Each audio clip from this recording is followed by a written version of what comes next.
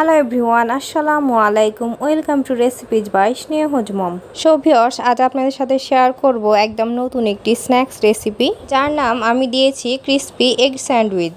Sandwich তো আমরা সবসময় মেয়োনিজ, চিকেন এগুলো দিয়েই খেয়ে থাকি, তবে এগুলো ছাড়াই খুব সহজেই মাত্র 5 মিনিটে এই স্যান্ডউইচ বানিয়ে নিতে পারবেন। এবং এটা খেতে এতটাই মজা যে আপনারা একবার বানিয়ে না খেলে কখনোই বুঝবেন না। বাচ্চাদের টিফিনেও এটা ইজিলি বানিয়ে দিয়ে দিতে পারেন। সো ভিউয়ার্স, রেসিপিটি ভালো লাগলে অবশ্যই একটি লাইক দিয়ে দিবেন এবং চ্যানেলটি সাবস্ক্রাইব করে পাশে থাকবেন। তো আর কথা না বাড়িয়ে চলুন এবারের মেকিং প্রসেসিংটা দেখে নিই। ফার্স্টে স্যান্ডউইচের ভিতরে ফিলিংটা তৈরি করে নেব। এজন্য চুলায় একটি প্যান বসিয়ে দিয়েছি এবং এখানে দিয়ে দিলাম 2 টেবিল চামচ পরিমাণ সাদা তেল। তেলটা গরম হয়ে আসলে এখানে দিয়ে দিব 2টা ডিম। তবে আপনারা চাইলে এখানে একটি ডিম দিয়েও স্যান্ডউইচ বানিয়ে নিতে পারেন। একটা ডিম দিয়ে অনায়াসে আপনারা 5 পিস মতো স্যান্ডউইচ বানিয়ে নিতে পারবেন।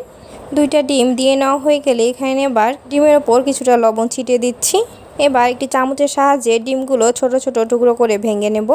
ডিম 2টাই একদম ছোট ছোট টুকরো করে ভেঙে নিতে হবে। ডিম 2টা ভেঙে নেওয়া হয়ে গেলে এখানে দিয়ে দিচ্ছি 1/4 কাপ পরিমাণ কুচি করে নেওয়া পেঁয়াজ এবং 1 টেবিল চামচ পরিমাণ দিয়ে দিচ্ছি কুচি করে নেওয়া কাঁচামরিচ। মরিচের পরিমাণটা আপনারা পছন্দ অনুযায়ী বাড়িয়ে কমিয়ে নিতে পারেন। এখানে আমরা পেঁয়াজের জন্য আরও কিছুটা পরিমাণ লবণ দিয়ে নিলাম। এবার এগুলো নেড়েচেড়ে সবগুলো একসাথে মিশিয়ে নিব, যেন ডিমের সাথে পেঁয়াজটা খুব ভালো মতো মিশে যায়। এভাবে এগুলো 2 মিনিট মতো ফ্রাই করে নিলেই হবে। এ পর্যায়ে এখানে 1 টেবিল চামচ পরিমাণ পুদিনা পাতা কুচি দিয়ে এগুলোর সাথে ভালো মতো মিশিয়ে নিচ্ছি।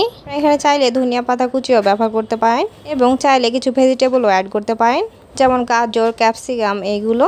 আজ আমি কিছুই অ্যাড করছি না। স্যান্ডউইচের ফিলিংটা এবার পুরোপুরি রেডি। এবার আমি স্যান্ডউইচ বানানোর জন্য কিছু ব্রেড নিয়ে নিয়েছি। এবার ব্রেডের সাইডের অংশগুলো একটি নাইফের সাহায্যে কেটে নেব। তবে আপনারা চাইলে রেখে দিতেও পারেন, কোনো সমস্যা নেই। জাস্ট দেখার সৌন্দর্যের জন্য এগুলো কেটে নিচ্ছি। ঠিক একই রকমভাবে আমি সবগুলো ব্রেড কেটে নিয়েছি এবং ব্রেডের চারপাশে অংশগুলো ফেলে দেওয়ার কোনো দরকার নেই। এগুলো দিয়ে ব্রেড ক্রাম্ব বানিয়ে নিতে পারেন। এবার স্যান্ডউইচগুলো সিল করে নেওয়ার জন্য এখানে একটি ব্যাটার তৈরি করে নিব। এর জন্য এখানে দিয়ে দিলাম আধা টেবিল চামচ পরিমাণ ময়দা এবং দিয়ে দিলাম 2 টেবিল চামচ পরিমাণ পানি। এবার এগুলো মিশিয়ে 18 টাইপের একটি ব্যাটার তৈরি করে নিতে হবে। এবার একটি বোলে কিছুটা পরিমাণ পানি নিয়েছি এবং ডিমের ফিলিংটা নিয়ে নিয়েছি এবং বানিয়ে রাখা ব্যাটারটি নিয়েছি এবং একটা ডিম খুব ভালো মতো ফেটিয়ে নিয়েছি এবং কিছুটা পরিমাণ ব্রেড ক্রাম্ব নিয়ে নিয়েছি। এবার একটি ব্রেড নিয়ে নিয়েছি এবং বোলের পানিতে ব্রেডের 2 সাইডটা খুব ভালো মতো ভিজিয়ে নিব। এবার 2 হাত দিয়ে চিপে ব্রেডের মধ্যে এক্সট্রা পানিটা বের করে নেব। এটা এমনভাবে চিপে পানিটা বের করে নিতে হবে যেন এর মধ্যে কোনো এক্সট্রা পানি না থাকে। পানিটা বের করে নেওয়া হয়ে গেলে এখানে এবার দিয়ে দিচ্ছি 2 চা চামচ পরিমাণ বানিয়ে রাখা ডিমের ফিলিংটা দিয়ে এটা মধ্য বরাবর খুব ভালো মতো বসিয়ে নিতে হবে। এবার তৈরি করে রাখা ব্যাটারটা চারপাশে দিয়ে দিচ্ছি। এতে করে স্যান্ডউইচটা সিল করতে সুবিধা হবে এবং এটা ইজিলি লেগে যাবে। এবার স্যান্ডউইচটার একটি কোণার সাথে আরেকটি কোণা লাগিয়ে দিব এবং এর চারপাশটা হাত দিয়ে চিপে চিপে খুব ভালো মতো সেট করে নেব। আমরা ঠিক যেরকমভাবে পিঠা বানাই ঠিক সেই রকমভাবে করে নিতে হবে। এবার স্যান্ডউইচটা বানিয়ে নেওয়া হয়ে গেলে ডিমের মধ্যে দিয়ে 2 পাশে ডিমের সাথে খুব ভালো মতো ডিপ করে নিতে হবে।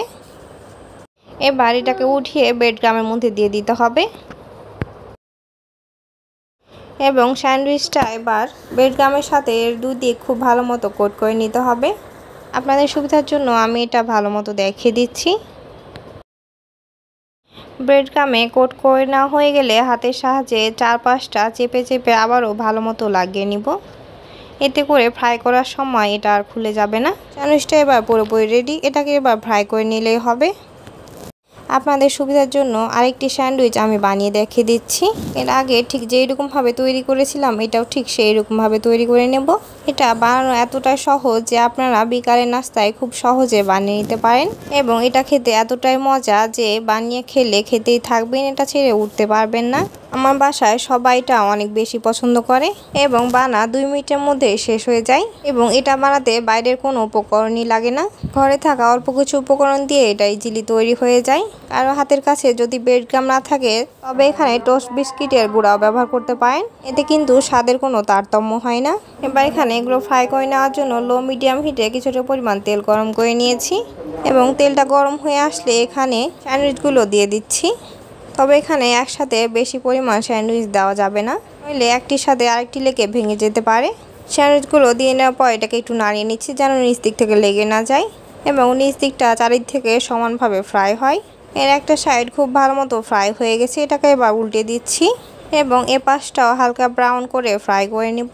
এ সময় চুলার আঁচটা একদম লো মিডিয়াম হিটে রাখতে হবে, নইলে স্যান্ডউইচগুলো ক্রিস্পি হবে না এবং পুড়ে যেতে পারে। স্যান্ডউইচগুলোর এবার দুই পাশে খুব ভালো মতো ফ্রাই করে নেওয়া হয়ে গেছে। এবার এগুলোকে একটি ছাঁকনিতে উঠিয়ে নিচ্ছি, এতে করে এর মধ্যে এক্সট্রা তেলটা পড়ে যাবে। স্যান্ডউইচগুলো কি পরিমাণ ক্রিস্পি হয়েছে আশা করি দেখে নিশ্চয়ই বুঝতে পারছেন। ঠিক একই রকমভাবে পরের স্যান্ডউইচগুলো ফ্রাই করে নিচ্ছি। এবার এগুলো উঠিয়ে একটি সার্ভিং ডিশে নিয়ে নিচ্ছি। তো তৈরি হয়ে গেল দারুণ মজার ক্রিস্পি এগ স্যান্ডউইচ। আশা করি রেসিপিটি আপনাদের ভালো লেগেছে এবং ভালো লেগে থাকলে বাসায় একবার অবশ্যই ট্রাই করবেন এবং ট্রাই করে থাকলে আমায় কিন্তু কমেন্ট করে জানাতে ভুলবেন না, কারণ আমি সবসময় আপনাদের কমেন্টের অপেক্ষায় থাকি। এর ভেতরটা ঠিক কীরকম হয়েছে আমি এবার একটি ভেঙে দেখিয়ে দিচ্ছি।